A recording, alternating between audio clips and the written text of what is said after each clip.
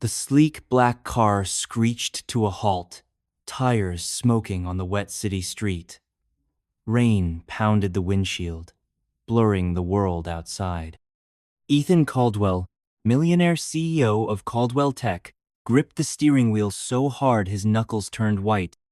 His heart raced, not from the near crash, but from the tiny figure standing in the middle of the road. A little girl, no older than 7, stared up at him through the rain. Her pink raincoat was soaked, and her big brown eyes locked onto his, fearless and unblinking. She didn't move. She didn't scream. She just stood there, holding a tattered stuffed bunny, as if she'd been waiting for him. Before we begin the story, comment below where you're watching from. Enjoy the story. Please subscribe to my channel for more sweet videos like this. Let the story continue. Ethan's phone buzzed on the passenger seat, the screen flashing with the name Mr. Tanaka. The deal of a lifetime, $500 million to sell his company, was minutes away, and he was late. He glanced at the clock. 7:50, 2 p.m. 8 minutes to get across town. 8 minutes to secure his future. But this girl, why was she here? Why now? His mind screamed to honk, to wave her away, to keep driving. But those eyes held him like a magnet. He opened the car door, rain soaking his expensive suit in seconds. "Hey," he shouted, his voice sharp but shaky. "What are you doing? Get out of the road." The girl didn't flinch. She tilted her head, clutching her bunny tighter. "You're him," she said, her voice soft but clear, cutting through the storm. "You're the man I need to find." Ethan froze. The words hit him like a punch. Who was this kid? How did she know him? His phone buzzed again, louder, angrier. Mr. Tanaka wouldn't wait. The deal wouldn't wait. But the girl took a step closer, her tiny sneakers splashing in a puddle. "Please," she said, her voice trembling now. "You have to help me. It's about my mom." A chill ran down Ethan's spine, colder than the rain. Help her? He didn't have time for this. He was Ethan Caldwell, the man who built an empire from nothing. He didn't stop for strangers, especially not kids in the middle of nowhere. But something about her voice, her eyes, her wordsit, felt like a trap he couldn't escape. He glanced at his phone, then back at her. The clock was ticking. The deal was slipping away. And then she said something that made his blood run cold.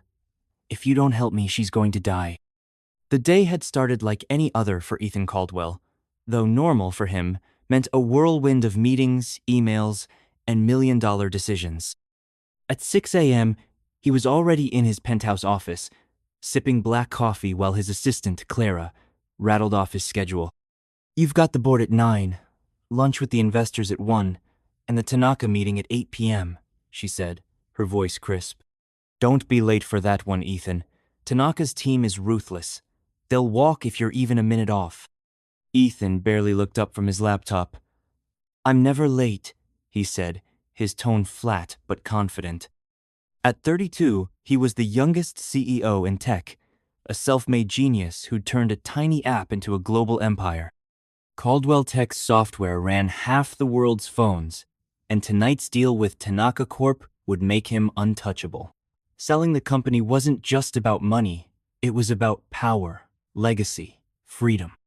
He'd be set for life, no more scrambling, no more doubters, just pure, unbreakable success. But something felt off all day. It started with a headache that wouldn't quit, a dull throb behind his eyes. Then there was the news. A storm was rolling into the city, the kind that shut down roads and canceled flights. By noon, Clara was pacing. "Tanaka's jet might not land on time," she warned. "You need to be ready to pivot." Ethan waved her off. "They'll land.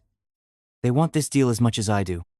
The day dragged on with endless calls and contracts, each one a stepping stone to the Tanaka meeting. Ethan barely ate, barely blinked. His focus was razor sharp, every move calculated. He didn't notice the dark clouds gathering outside his office window, or the way the city seemed to hold its breath. By 7 p.m., he was in his car weaving through traffic, the rain just starting to fall. The Tanaka meeting was at a private club downtown, a place where billionaires made deals over whiskey and handshakes. Ethan had rehearsed every word, every gesture. Nothing could go wrong. But the rain got worse. The streets turned slick, and traffic crawled. Ethan's fingers tapped the steering wheel, his jaw tight. "Come on," he muttered, glancing at the clock. 7:45 p.m. He was cutting it close, too close. He took a shortcut down a narrow side street, one he'd never used before. It was darker than the main roads, lined with old brick buildings and flickering streetlights. The rain was a curtain now, blurring everything. He pushed the gas harder, the car roaring through the storm. That's when he saw her. The girl appeared out of nowhere, a splash of pink in the gray. Ethan slammed on the brakes, the car skidding, his heart in his throat. For a second, he thought he'd hit her. But there she was, standing in the road, untouched, staring right at him. His first thought was anger. What kind of kid runs into the street like that? His second was confusion. Why is she alone? And his third was fear, because her eyes didn't look like a kid's eyes. They looked knowing. Now, standing in the rain, Ethan's mind raced. The girl's words echoed. "If you don't help me, she's going to die." Who was she? Her mom? Was this a trick? A scam? He'd heard stories of cons in the city, people faking emergencies to rob you blind. But this girl didn't look like a con artist. She looked desperate, small, and soaking wet. Her bunny hung limp in her arms, one ear torn, its stuffing peeking out. "Look, kid," Ethan said, trying to sound calm. "I don't know what's going on, but you can't just stand in the road. Where's your mom? Where do you live?" He glanced at his phone again. 7:54 p.m. 6 minutes left. He could still make it if he left now. The girl shook her head. "My mom's not home. She's in trouble. I saw your picture. I know who you are." She reached into her raincoat pocket and pulled out a crumpled piece of paper. It was a magazine clipping, soggy but readable. Ethan's face stared back at him from the cover of Tech Titan, a headline blaring, "Ethan Caldwell, the future of innovation." Ethan's stomach dropped. This wasn't random. She'd found him. "How did you get this?" he demanded, his voice sharper than he meant. "Why were you looking for me?" The girl's lip quivered, but she didn't cry. "Because you're rich. And you're smart. You can fix things. My mom said so before she—" Her voice cracked, and she looked down at her bunny. "Before she got taken." Taken? The word hit Ethan like a brick. This was getting crazier by the second. He didn't have time for this, not for a kid, not for her story, not for whatever mess this was. But those eyes, that voice, they pulled at something deep inside him, something he'd buried years ago. He thought of his own mom, the way she'd looked at him when he was a kid, believing he could do anything. He shook his head, pushing the memory away. He wasn't a hero, he was a businessman. And business was waiting. "Kid, I'm sorry," he said, stepping back toward his car. "I'll call someone for you. Police, maybe. They'll help." He reached for his phone, but the girl grabbed his arm. Her grip was surprisingly strong for someone so small. "No!" she cried. "No police! They won't believe me! They didn't before! You're the only one who can help! Please, Mr. Caldwell!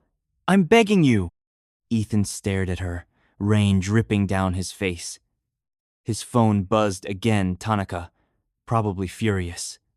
The deal was slipping through his fingers, but the girl's words kept ringing in his ears. She's going to die. He didn't know why, but he believed her. Maybe it was her eyes. Maybe it was the way she said his name. Or maybe it was the tiny, impossible chance that she was telling the truth. "Okay," he said finally, his voice low. "Tell me what's going on, but make it fast." The girl's face lit up, but only for a second. She took a deep breath, like she'd been holding it forever. "My name's Lily," she said. "My mom's name is Sarah. She worked for you, and now she's gone." Ethan's heart skipped a beat. "Worked for me? Caldwell Tech had thousands of employees. He didn't know them all. But the name Sarah? It sounded familiar, like a whisper from a dream.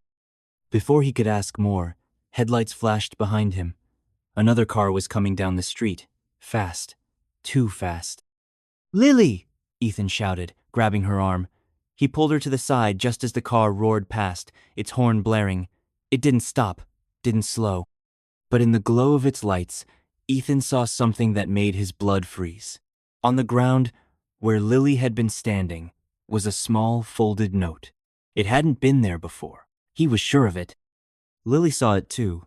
She broke free and ran to pick it up, her bunny flopping in her arms. "No, wait!" Ethan called, but she was already unfolding it. Her face went pale, her hands shaking. She looked up at him, her eyes wide with terror. "It's for you," she whispered, holding out the note. It says you're next." Ethan's breath caught in his throat as he stared at the soggy note in Lily's trembling hand. The rain had smudged the ink, but the words were clear enough to send a shiver through him. "You're next, Caldwell." The handwriting was sharp, jagged, like it had been scratched in a hurry or in anger. His mind spun. Who wrote this? How did it get here? And why did it feel like the world was closing in around him? Lily's big brown eyes searched his face, waiting for him to say something, to do something. But Ethan was frozen, the note clutched in his hand, his phone still buzzing on the car seat behind him. The Tanaka deal. The 500 million.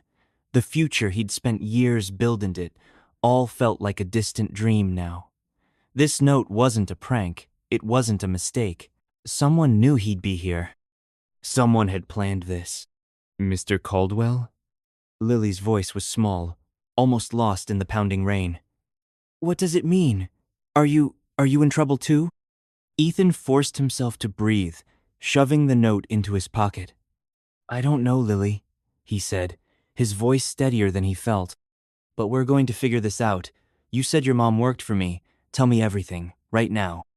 Lily nodded, clutching her stuffed bunny so tight it looked like it might burst. "Okay, but can we go somewhere safe? I don't like it here."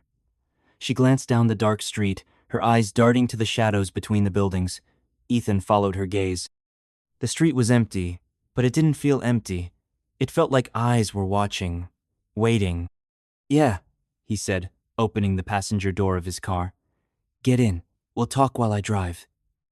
He didn't know where he was going yet away from this creepy street, for starters. Maybe a coffee shop, somewhere bright and crowded, somewhere he could think. Lily hesitated, then climbed into the car, her wet raincoat squeaking against the leather seat. Ethan slid into the driver's side, his suit dripping onto the floor. His phone buzzed again, the screen flashing Mr. Tanaka.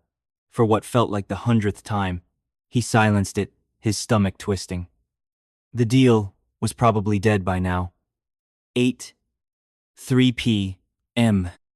He'd missed the meeting, but as he looked at Lily, her tiny frame curled up in the seat, he knew he couldn't just walk away. Not after that note, not after her story. He started the car, the engine humming as he pulled onto the main road. The rain was lighter now, but the city still felt heavy, like it was holding secrets. "Okay, Lily," he said, keeping his eyes on the road.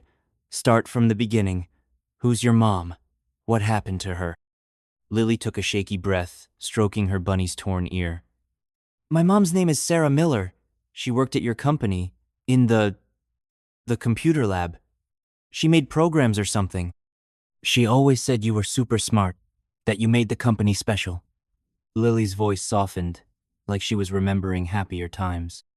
"She used to take me to work sometimes. I'd sit at her desk and draw while she typed. She said one day I could be like her, making cool things." Ethan's mind raced. Sarah Miller. The name tugged at a memory, faint but real.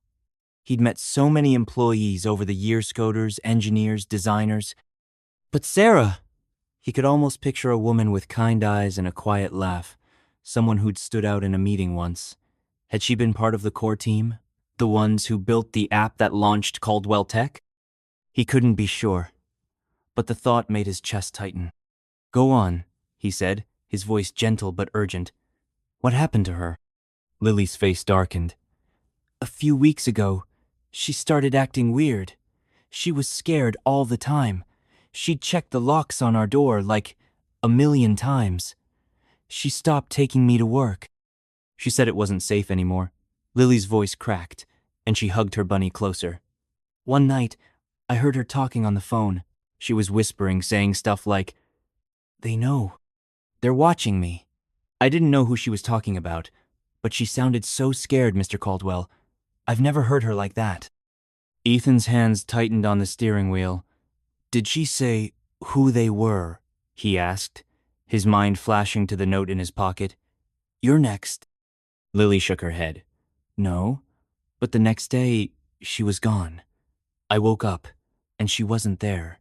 Her car was still in the driveway, but her phone, her perceivery thing, was gone. I waited all day, but she didn't come back. I called her to work, but they said she quit. That's not true. She loved her job. She wouldn't just leave me. Tears welled in Lily's eyes, and Ethan felt a pang in his chest. He wasn't good with kids, never had been. But seeing her like this, so small and alone, made him want to protect her. So you've been by yourself? He asked, his voice softer now. For weeks? Lily nodded, wiping her eyes.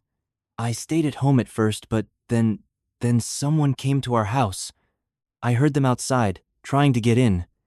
I got scared and ran. I've been hiding since then, moving around. I found that magazine with your picture in a dumpster. Mom always said you could fix anything, so I started looking for you. Ethan's head was spinning. A missing employee, a break-in, a cryptic note. This wasn't just a kid's wild story, it was starting to sound like something much bigger, something dangerous. He glanced at Lily, her face pale in the glow of the dashboard. Why didn't you go to the police, Lily? They could have helped. Her eyes flashed with anger. I tried. I went to the station, but they didn't believe me. They said I was making it up, that Mom probably just left. They called my aunt, but she lives far away, and she doesn't care about me. The police said I'd be fine, but No, Mom's in trouble. I can feel it. Ethan didn't know what to say. He'd always trusted the system cops, courts, contracts. That's how he'd built his empire. But Lily's story made him question everything. If her mom really worked for him, and if she was in danger, was it connected to his company? To him? The note burned in his pocket, its words echoing, You're next. He pulled into a diner parking lot, the neon sign buzzing, open 24 hours. It was the kind of place where nobody asked questions perfect for now. Let's go inside, he said. You need to eat, and I need to think. Lily nodded, but as they got out of the car, Ethan's phone buzzed again. This time, it wasn't Tanaka. The screen showed an unknown number, and the message was short. Stop digging, Caldwell, or you'll end up like Sarah. Ethan's blood ran cold. He glanced at Lily, who was already halfway to the diner door, her bunny dangling by her side. She hadn't seen the text. Good. He didn't want to scare her more than she already was, but as he followed her, his mind raced. Someone was watching them. Someone knew exactly what he was doing. And they weren't just threatening him, they were threatening her. Inside the diner, the air smelled of coffee and fried eggs. The place was half empty, just a few truckers and a tired waitress wiping down counters. Ethan and Lily slid into a booth by the window, the vinyl seats creaking. Lily ordered a milkshake, her eyes lighting up for the first time since they'd met. Ethan ordered coffee, though he doubted it would calm his nerves. Lily, he said, leaning across the table. You said your mom was scared before she disappeared. Did she ever mention anything specific? A name, a place, anything? Lily sipped her milkshake, thinking hard. There was one thing, she said slowly. She kept talking about a project. She called it Aurora. She said it was a big secret, something nobody could know about. She sounded excited at first, but then she got scared. She said Aurora was dangerous. Ethan's heart skipped a beat. Aurora. He'd heard that name before, but where? It was buried deep, like a file he'd skimmed years ago. Caldwell Tech had dozens of project apps, algorithms, AI systems. But Aurora, it rang a bell, and not a good one. He needed to check the company records, but his laptop was back at the office, and going there now felt risky. Before he could ask more, the diner door swung open, the bell jingling loudly. Two men walked in, both in dark coats, their faces shadowed by baseball caps. They didn't look like truckers or locals. They moved with purpose, their eyes scanning the room. Ethan's gut twisted. Something was wrong. "Lily," he whispered, keeping his voice low. "Don't look. But those guys who just came in, do they look familiar?" Lily peeked over her shoulder, then shrank back in the booth. I think I saw one of them before," she whispered, her voice trembling. "Outside our house, the night I ran." Ethan's pulse pounded. He didn't know who these men were, but he wasn't waiting to find out. "We're leaving," he said, tossing cash on the table. "Stay close to me." They slid out of the booth, Ethan keeping Lily behind him. The men were at the counter now, talking to the waitress, but one of them glanced their way. Ethan saw it, the flicker of recognition. They knew who he was. He grabbed Lily's hand and headed for the side exit, his heart racing. The rain had started again, heavier now, drumming on the pavement. They were almost to the car when he heard footsteps behind them, fast and deliberate. He turned, just in time to see one of the men step out of the diner, his hand reaching inside his coat. "Run!" Ethan shouted, pulling Lily toward the car. They dove inside, and he slammed the key into the ignition. The engine roared to life. But as he peeled out of the parking lot, he saw the second man in the rearview mirror, holding a phone to his ear. Whoever these guys were, they weren't done. Lily was crying now, her bunny pressed to her face. "Who are they, Mr. Caldwell? Why are they following us?" "I don't know," Ethan said, his voice tight. "But I'm going to find out, and I'm going to keep you safe, okay? I promise." But even as he said it, doubt crept in. He was a CEO, not a detective. He wasn't built for this chases, threats, mysteries. Yet here he was, racing through the city with a kid he barely knew, a note in his pocket and a name in his head, Aurora. Whatever it was the key to everything. And he had a sinking feeling it was tied to his company to him. As they sped through the rain, Ethan's phone buzzed again. Another text from the unknown number, "You can't run forever. Aurora will find you." He swerved onto a side street, his tires screeching. Lily gasped, clinging to her seat. Ethan's mind was a storm of questions, but one thing was clear. Whoever was behind this wasn't just after Sarah. They were after him, and they weren't going to stop. The car tore through the rain-soaked streets, headlights cutting through the darkness like a blade. Ethan's hands gripped the steering wheel, his knuckles white, his mind racing faster than the engine. The text message burned in his memory. "You can't run forever. Aurora will find you." Whoever was behind this knew his every move. They'd been at the diner. They'd left the note. And now, they were chasing him and Lily, a little girl who'd somehow become the center of this nightmare. Lily sat curled up in the passenger seat, her stuffed bunny pressed to her chest, her breaths quick and shaky. "Mr. Caldwell," she whispered, her voice barely audible over the hum of the car. "Are we going to be okay?" Ethan forced a smile, though his heart was pounding. "Yeah, Lily, we're going to be fine. I just need to figure out where to go." But the truth was, he had no idea. The Tanaka deal was long gone, his phone a ticking bomb of threatening texts, and the men from the diner could be anywhere. He glanced in the rearview mirror, half expecting to see headlights tailing them.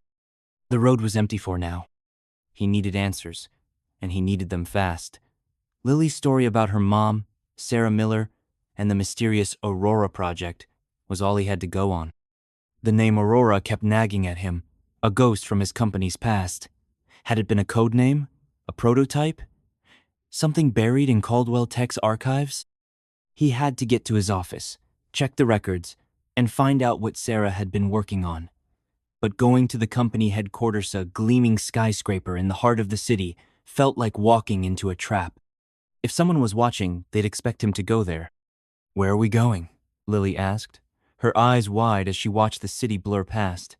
The rain had slowed to a drizzle, but the streets glistened, reflecting neon signs and streetlights. "Somewhere safe," Ethan said, though he wasn't sure such a place existed anymore. "I need to make a call first." He pulled into an empty parking lot behind a closed gas station, the shadows hiding the car from the road. He grabbed his phone, ignoring the unread texts from the unknown number, and dialed Clara, his assistant. She was the only person he trusted right now, the only one who might know something about Sarah or Aurora. The phone rang once, twice, then Clara's voice came through, sharp and worried. "Ethan, where are you? Tanaka's team is furious. They left the club. You blew it." "I know," Ethan said, keeping his voice low. "I'll explain later. Right now, I need your help. Do you remember an employee named Sarah Miller? She worked in the tech lab, maybe on software development." There was a pause, the sound of Clara typing in the background. "Sarah Miller. Yeah, I think so. She was a senior coder, right? Quiet, super smart. She left a few weeks ago. I heard she quit suddenly." "Why?" Ethan glanced at Lily, who was listening closely. "She didn't quit," he said. "She's missing, and I think it's connected to something called Aurora. Does that ring any bells?" Another pause, longer this time. "Aurora?" Clara's voice dropped, almost a whisper.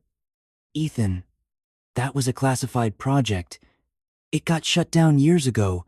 Nobody talks about it anymore." "Why?" Ethan pressed, his pulse quickening. "What was it?" Clara hesitated. I don't know much. It was before my time. Some kind of AI system, I think. Experimental. The board killed it because it was too risky. That's all I ever heard." "Why are you asking about this now?" Ethan's mind raced. An AI system? Risky enough to be buried? That didn't sound like the usual app development Caldwell Tech was known for. "Can you dig into it?" he asked. "Check the archives, anything you can find, but be careful. Don't let anyone know what you're doing." "Ethan, you're scaring me," Clara said. "What's going on? Are you okay?" "I'm fine," he lied. "Just do this for me, okay? And if anyone asks, you haven't heard from me." He hung up before she could argue, his stomach churning. Aurora was real, and it was dangerous. Sarah had been involved, and now she was gone. The note, the men, the Texit was all connected. Lily's voice broke through his thoughts. "Was that about my mom?" she asked, her eyes hopeful but scared. "Yeah," Ethan said, starting the car again. "We're getting closer, Lily, I promise." But he wasn't sure he believed it. He needed a plan, and he needed it now. The office was too obvious, but there was another Placey backup server room in an old warehouse on the edge of the city. Caldwell Tech used it for overflow data, and it had secure access to the company's records. If he could get there, he could search for Aurora without anyone knowing. It was a long shot, but it was all he had. As he pulled back onto the road, Lily spoke again, her voice soft. "Mr. Caldwell, do you think my mom's still alive?" The question hit him like a punch. He wanted to say yes, to give her hope, but the truth was he didn't know. "I think she's out there," he said finally. "And I think she'd want us to keep looking for her. So that's what we're going to do." Lily nodded, a small smile breaking through her fear. "Okay, I trust you." Those words felt heavier than they should. Ethan wasn't used to people depending on him not like this. His life was about deals, numbers, power. But now, with Lily beside him, it was about something else, something bigger. The warehouse was 30 minutes away, on a quiet industrial road. The drive was tense, Ethan checking the mirrors every few seconds, expecting to see those men from the diner. The city seemed to watch them, its lights flickering like eyes in the dark. Lily stayed quiet, her bunny in her lap, her fingers tracing its torn ear. When they reached the warehouse, it was exactly as Ethan remembered. A hulking gray building with rusted doors and no signs of life. The perfect place to hide. He parked behind a stack of crates, out of sight from the road, and turned to Lily. "Stay close," he said. "This place is old, but it's safe. We'll find what we need and get out." Lily nodded, slipping her small hand into his. Her trust made his chest ache. He wasn't a hero, but for her, he'd try to be. The warehouse door creaked as Ethan pushed it open, the sound echoing in the cavernous space. Inside, it was dark and musty, the air thick with dust. Rows of old servers hummed faintly, their green lights blinking like fireflies. Ethan led Lily to a small office in the back, where a dusty computer sat on a metal desk. He powered it on, the screen flickering to life. "All right," he muttered, logging into the company's secure network. "Let's see what Aurora was." He typed the name into the search bar, his fingers shaking slightly. The system churned, slow and clunky, but after a moment, a single file appeared. Project Aurora. Classified. Ethan clicked it, his heart pounding. The file opened, revealing a dense report filled with technical jargon. He skimmed it, piecing together what he could. Aurora wasn't just an AI. It was a surveillance system designed to predict and control behavior on a massive scale. It could track people, analyze their habits, even manipulate their decisions. The project had been funded by a shadowy group of investors, but it was shut down after unforeseen consequences. The report didn't say what those consequences were, but one line stood out. Lead developer, Sarah Miller. Ethan's blood ran cold. Sarah hadn't just worked on Aurora, she'd created it. And now she was missing, and someone was after him. He kept reading, his eyes scanning for anything that might explain what was happening. There was a mention of a data breach before the project was terminated, and a note about external parties gaining access. Has someone stolen Aurora? Was that why Sarah was scared? Lily tugged at his sleeve. "Did you find something about Mom?" she asked, her voice hopeful. Before Ethan could answer, the computer screen flickered, then went black. A single line of text appeared, glowing red. "You shouldn't have come here." Ethan's heart stopped. He grabbed Lily's hand, pulling her toward the door. "We need to go, now." But as they stepped out of the office, the warehouse lights buzzed and died, plunging them into darkness.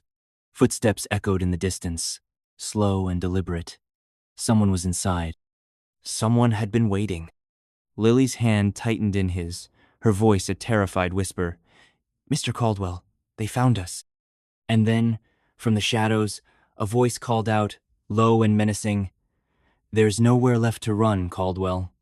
Hand over the girl." The voice cut through the darkness like a knife, cold and sharp.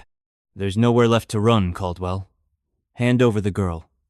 Ethan's heart pounded in his chest, the sound of it drowning out the faint hum of the warehouse servers. He gripped Lily's hand, her small fingers trembling in his. The air felt heavy, thick with dust and danger. Somewhere in the shadows, the footsteps grew louder, closer. They weren't alone. Lily pressed herself against Ethan, her stuffed bunny clutched to her chest. "Mr. Caldwell," she whispered, her voice shaking.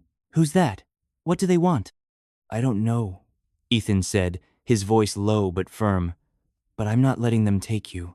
Stay behind me." He scanned the darkened warehouse, his eyes struggling to adjust.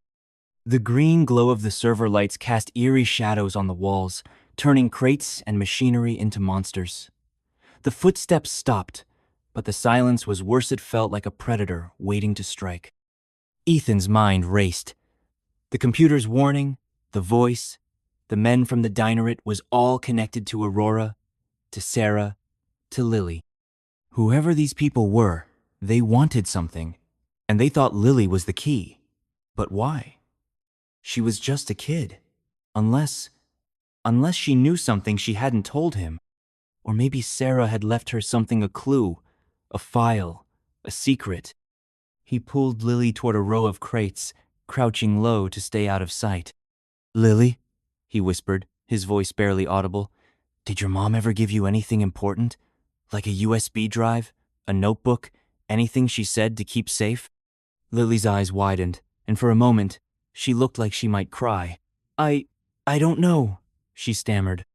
"She gave me my bunny before she disappeared. She said to keep it with me always. But it's just a toy, right?" She hugged the bunny tighter, its torn ear flopping against her cheek. Ethan's gaze flicked the stuffed animal.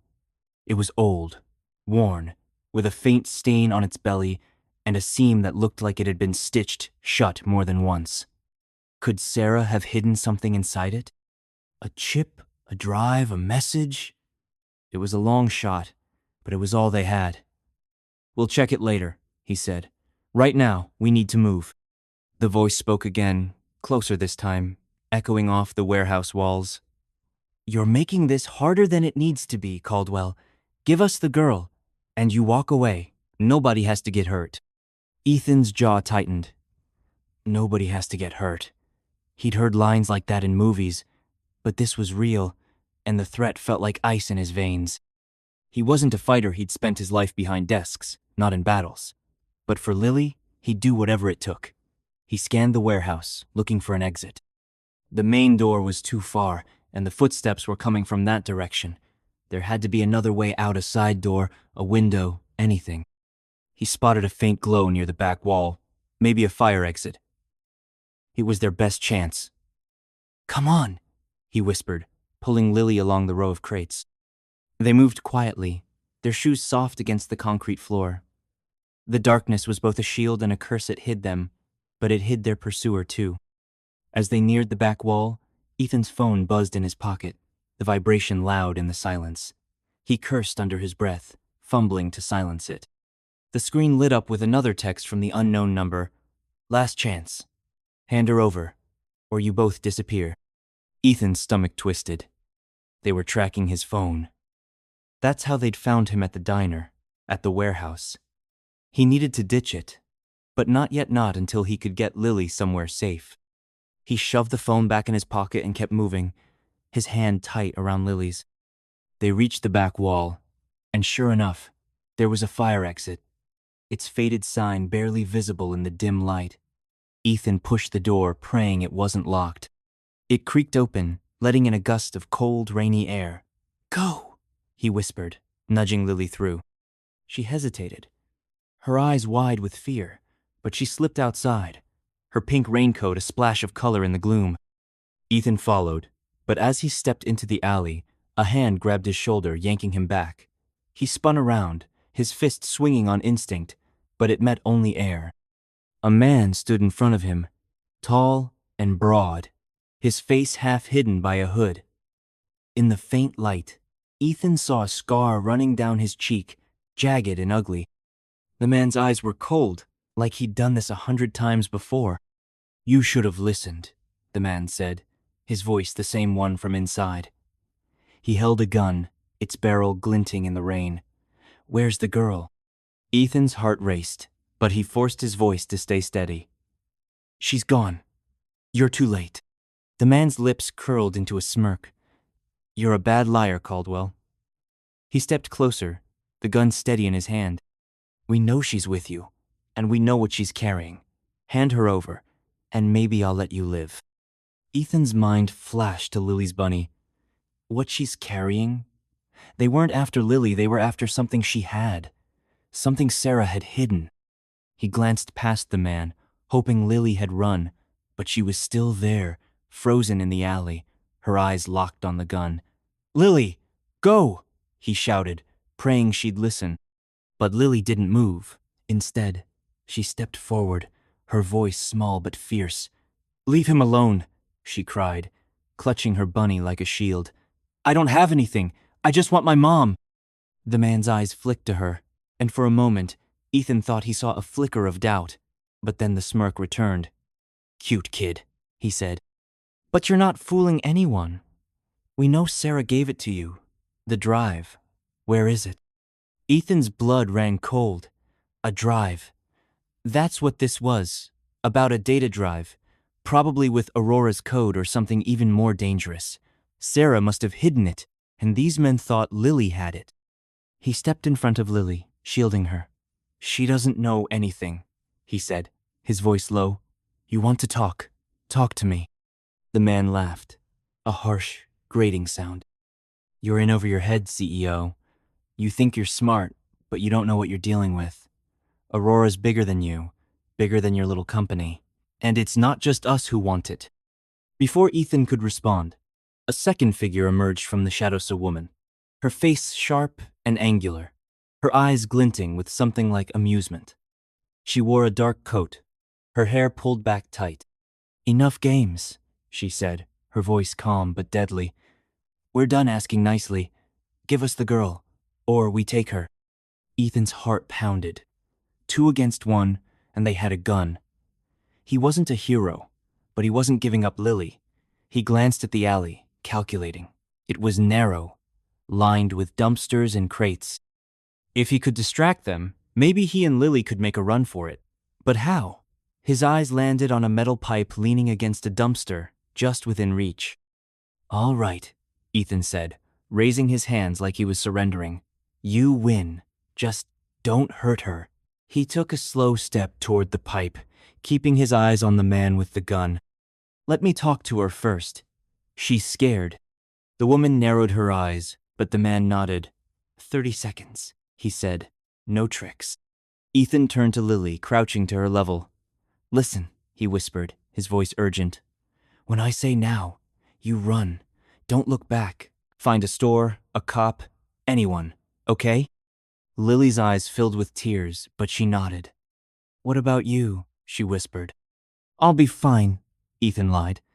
He stood, his hand brushing the pipe as he did. His heart was racing, but he forced himself to stay calm. "Okay," he said, turning back to the man. "She's ready." The man lowered the gun slightly, just enough. Ethan seized the moment.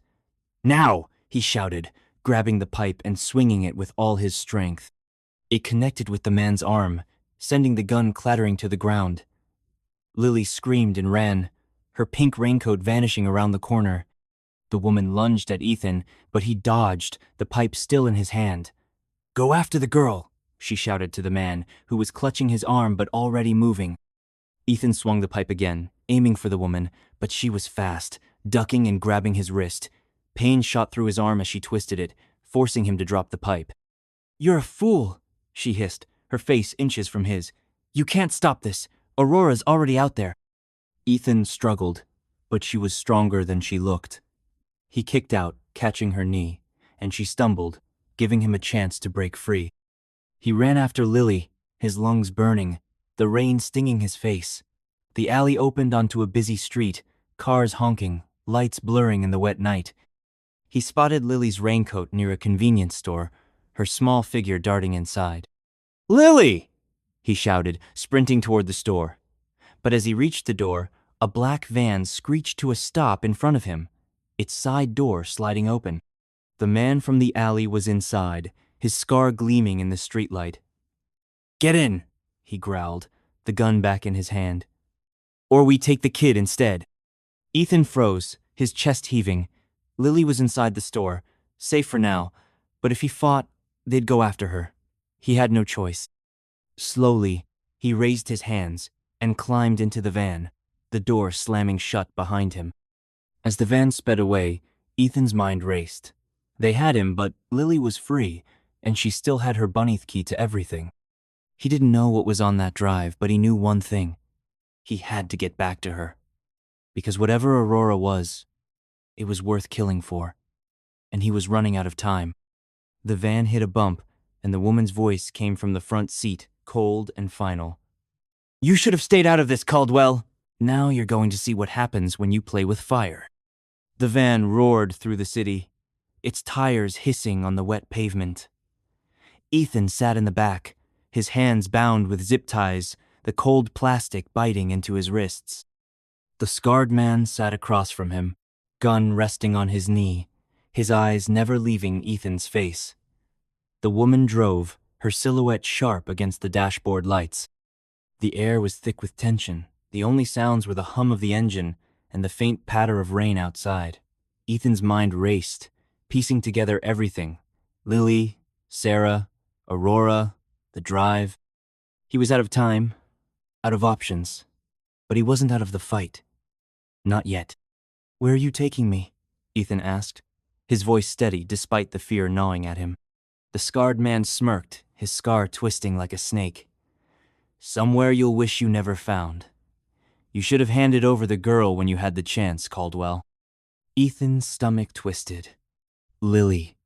She'd made it to the convenience store, but for how long?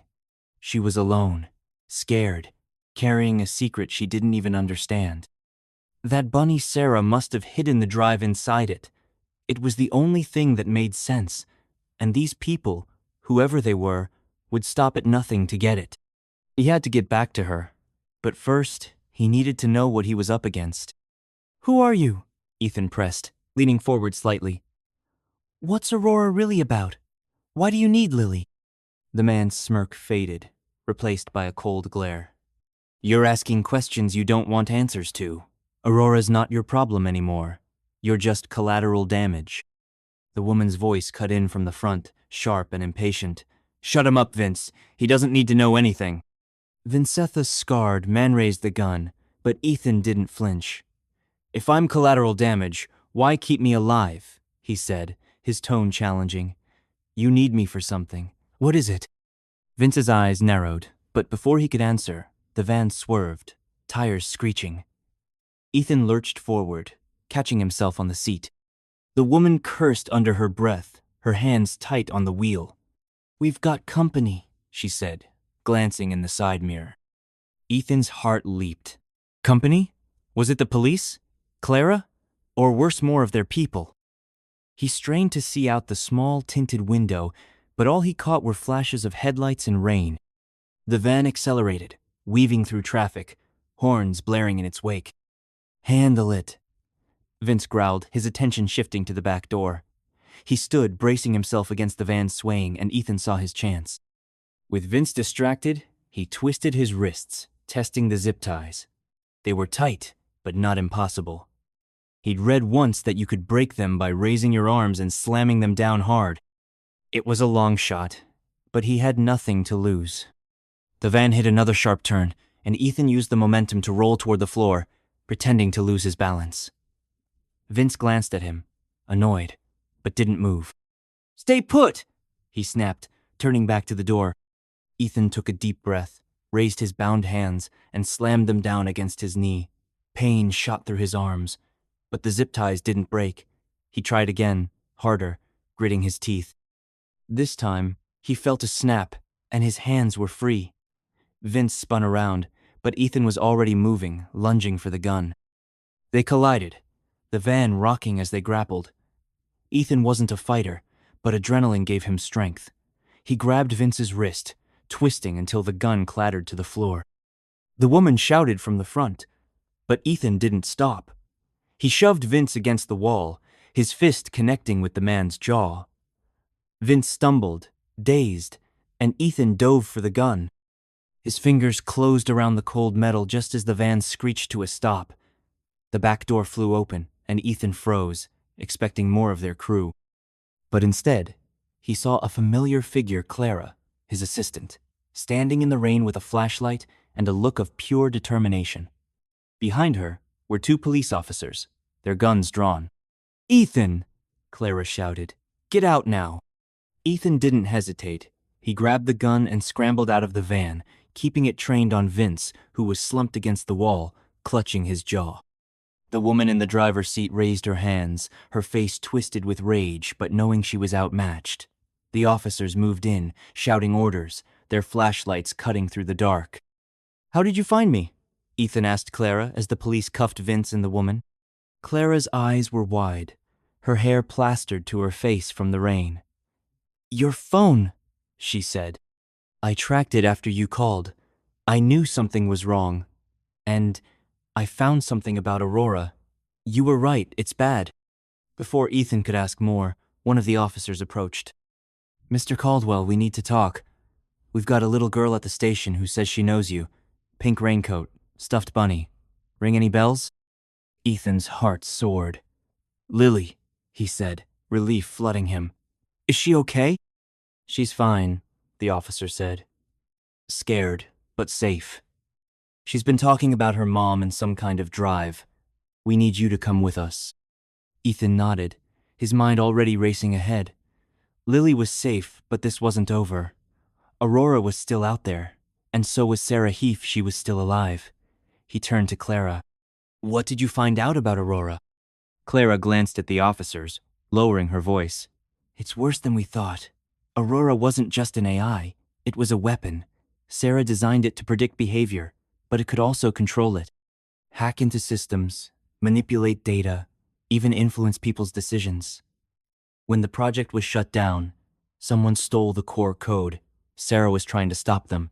That's why she disappeared." Ethan's blood ran cold. A weapon. That's why these people were after Lily's drive. It must have the stolen code, or maybe a kill switch to stop Aurora. He thought of the note, the texts, the men chasing them. This wasn't just about his company anymore. It was about power, control, maybe even the world. At the police station, Ethan found Lily sitting in a small room, a blanket around her shoulders, her bunny in her lap. Her eyes lit up when she saw him. "Mr. Caldwell," she cried, running to hug him. "You're okay." Ethan knelt, wrapping his arms around her. "I promised I'd keep you safe, didn't I?" he said, his voice soft. But as he held her, his eyes fell on the bunny. "Lily, we need to check something. Can I look at your bunny?" Lily hesitated, then nodded, handing it over. Ethan felt along the seams, his fingers finding a small, hard lump in the belly. He glanced at the officer nearby, who handed him a pocket knife. Carefully, Ethan cut the stitching, revealing a tiny USB drive nestled in the stuffing. He held it up, his heart pounding. This was it, the key to Aurora, to Sarah, to everything. The officer took the drive, promising to analyze it, but Ethan's mind was already on Sarah. "Lily," he said gently, "we're going to find your mom. I swear it." Lily's eyes filled with tears, but she smiled. "I knew you could help," she said. "Mom was right about you."